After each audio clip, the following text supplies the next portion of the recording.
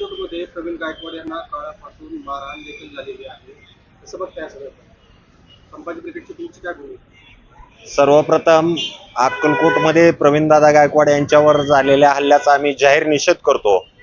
या पुरोगामी संभाजी ब्रिगेड सारख्या पुरोगामी संघटनांना संपवण्याचा सरकारचा हा कुटील डाव आहे आणि सरकारच्या पाठिंब्यामुळेच अशी गुन्हेगार प्रवृत्तीची लोक प्रवीणदादा सारख्या माणसांवर काळीशाही फेक करण्यात आलेली आहे.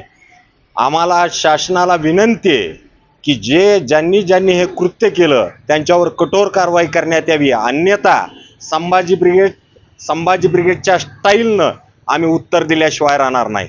संभाजी ब्रिगेड नावामध्ये संभाजी महाराजांचा एकेरी उल्लेख होतो असं त्यांची मागणी, छत्रपती लावा अशी त्यांची मागणी. संभाजी ब्रिगेडनं आजवर छत्रपती संभाजी महाराजांचा ज्वलंत आणि जाज्वल इतिहास जगासमोर आणण्याचं काम केलेलं आहे.